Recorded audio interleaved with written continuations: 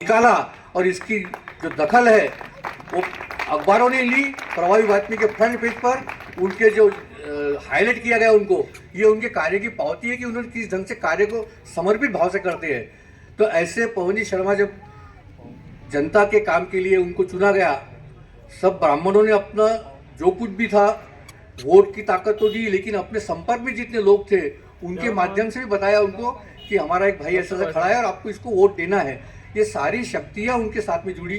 साथ में ऐसा नहीं कि सिर्फ ब्राह्मणों का काम है, उनका पास सारे समाज के लोग जुड़े हैं। इस उनके वार्ड के अंदर अदर कास्ट के लोग भी बहुत हैं, लेकिन ब्राह्मण छोड़ के बाकी समाज में भी वो उतने ही लोकप्रिय है। इसकी वजह से वो दोबारा आज बहुमत से चुन कर आए और ये उनके कामों की पावती है।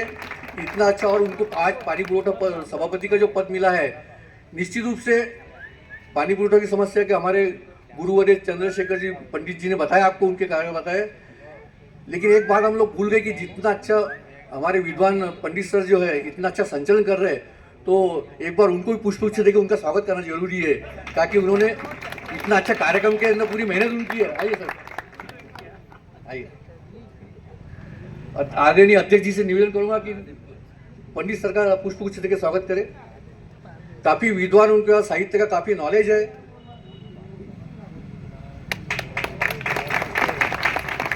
संचालन कैसे किया जाता है, कितना उनके शब्दों में विद्वत्ता है, ये उन्होंने आज अपना मनोगत प्रस्तावना बताया।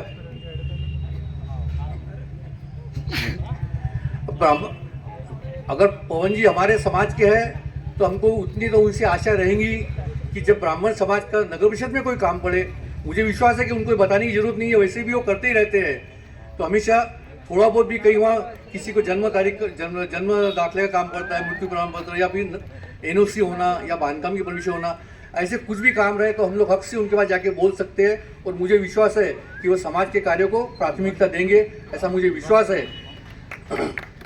मैं पवन जी के बारे में एक बात बता दूंगा कि रावण की सभा जिसे डिगा न सकी, हम ऐसे अंगद है।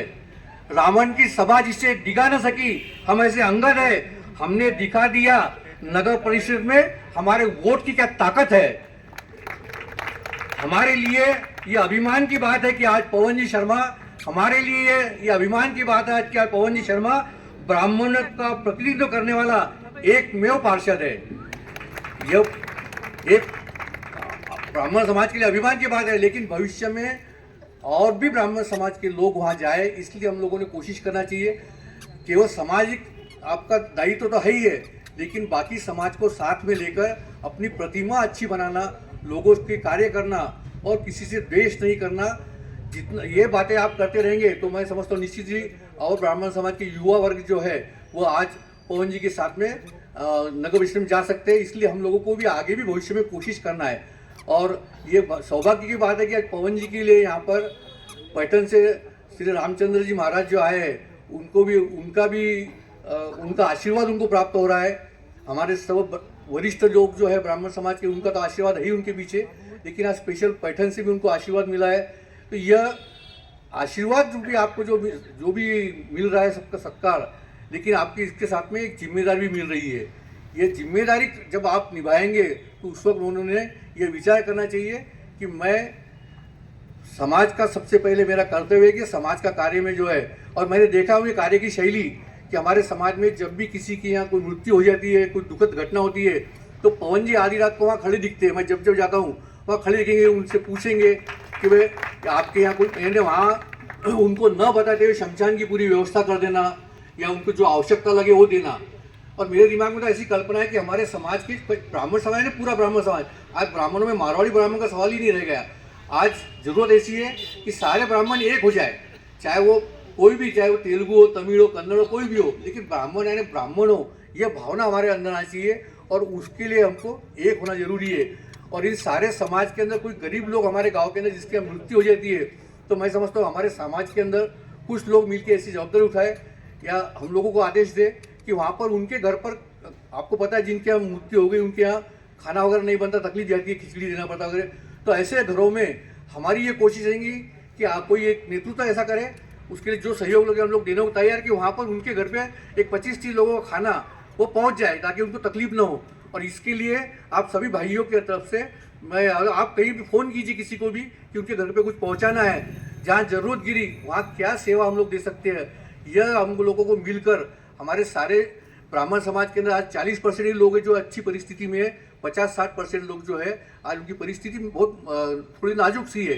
तो उनके लिए अभी शासन की ओर से भी कई योजनाएं जैसे आई है, हम लोग बताते थे कि वो जो अमृत के अंदर अभी योजना है जिसके अंदर ओपन कास्ट जो जिनको रिजर्वेशन में कोई चांस नहीं है उसको सहयोग, उसमें जो भी आर्थिक सहयोग देने का है वो उसके माध्यम से अभी परशुराम आर्थिक महामंडल आया है, उसके माध्यम से भी ब्राह्मणों के लिए बहुत सारी सेवाएं देने का शासन का भी प्रयोजन है। और इसी प्रकार इस योजनाओं में कैसे हम लोग बैठेंगे, कैसे इसका लाभ लेंगे, ये सारी बातें मैंने भी पॉम्पलेट बनाए हैं। मैं चाहता हूँ कि हर ब्राह्मण के घर पे पहुँचे और आपके संपर्क में जो ब्राह्मण होंगे, चाहे कोई ब्राह्मण हो, उनको पहुँचा के उन लोगों को किस तरह से हम लोग मदद कर सकते हैं, शासन की योजनाओं में कैसे कर सकते हैं, उनके एजुकेशन में कैसे करें, ट्रेनिंग की व्यवस्था में, सारे जो भी बिजनेस लोन है सब बातों में कर सकते हैं। तो इसके लिए आप लोग भी थोड़ा सहयोग दे तो हम लोग अपने समाज को थोड़ा सा एक सहयोग देने के अंदर थोड़ा आर्थिक रूप से और भी मजबूत करने के लिए प्रयास कर सकते हैं। तो इसमें आप सभी लोग अपने पदाधिकारी रहते हैं, लेकिन आप लोगों का सबका सहयोग बहुत जरूरी है। ये तो कब मान्यवर यहाँ पर मंच पर है, आज जो ब्राह्मण समाज की उपस्थिति है, महिलाओं की काफ़ी उपस्थिति है। वैसे भी ब्राह्मण समाज के अंदर महिलाओं का आदर बहुत पहले से है। वेद उपनिषद के अंदर भी कई जो वेद है उसके अंदर की कई जो संस्कृतियाँ हैं वो महिलाओं ने लिखी है। लोक मुद्रासरी की जो है उपनिषद पुराणों में है। इतना सुशिक्षित ब्राह्मण समाज जिसमें गुरुकुल के अंदर गुरु माता जो रहती थी उनको उतना आदर दिया जाता था। लेकिन आपने अभी देखा होगा कि जब कश्मीर के अंदर ब्राह्मणों पे हमले हुए उस वक्त किसी ने ब्राह्मण लोग वहाँ से इतने बुरी तरह से वहाँ पर उनको मारा गया और एक परिस्थिति से आई कि वहाँ ब्राह्मणों का नामो निशान मिट गया। इसका कारण ये था कि ब्राह्मण सहनशील था। लेकिन अभी भी आपने देखा होगा 2-3 साल पहले JNU जो है जवाहरलाल नेहरू यूनिवर्सिटी, उसके अंदर दीवारों पर लिखा गया था कि ब्राह्मणों देश छोड़ दो।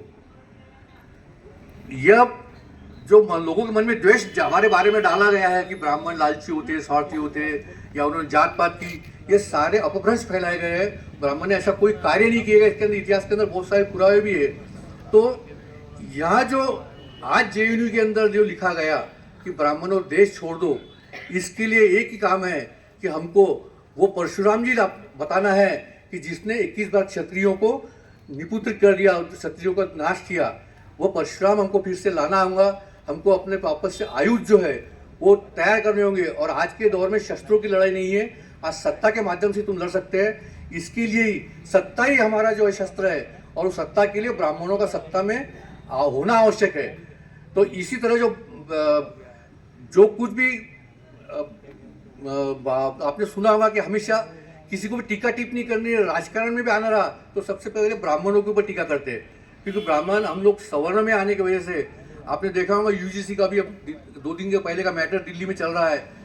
तो सबसे पहले UGC के अंदर आपको पता होगा कि 45 सेंट्रल की जो यूनिवर्सिटीज़ है उन यूनिवर्सिटीज़ के अंदर UGC का क्लॉज लाया गया जिसके अंदर सवर्णों को बाहर रखा गया और बाकी सारे समाज उसके अंदर लिए गए।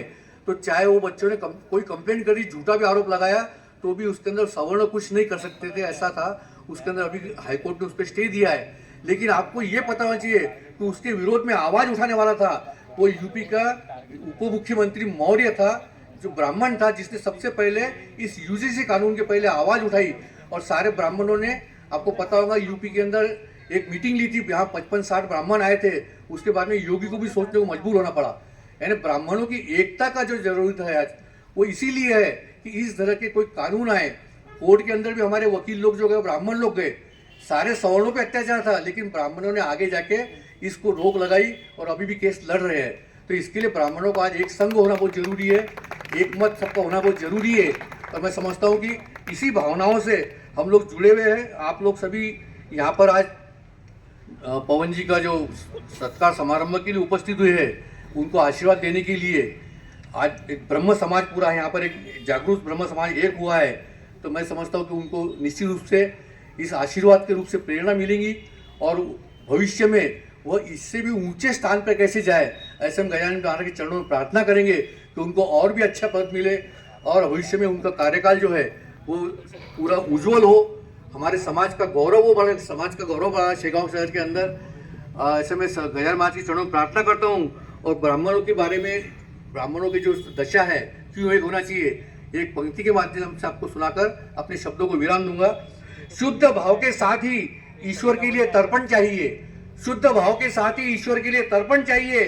सत्य का प्रतिबिंब दिखाने वाला समाज को दर्पण चाहिए, सत्य का प्रतिबिंब दिखाने वाला समाज को दर्पण चाहिए। आज के दौर में ब्राह्मणों को पुनः प्रतिष्ठा प्राप्त करने के लिए, आज के दौर में ब्राह्मणों को पुनः प्रतिष्ठा प्राप्त करने के लिए आपस में एकता का भाव और समाज के प्रति समर्पण चाहिए। तो यह समर्पण समाज के प्रति हम सब ब्राह्मणों में आए, ऐसा मुझे आशा है कि आप लोगों को आज पवन जी के माध्यम से उनका समर्पण तो आपको दिखाई होगा। पुनश्च सभी ब्राह्मण वृंद का, आयोजकों का मैं धन्यवाद देता हूँ कि मुझे यहाँ पर उन्होंने निमंत्रित किया। आप सभी ने मेरे 2 शब्द सुने, इसके लिए आपको भी हृदय से धन्यवाद देता हूँ। जय परशुराम, जय ज्ञान।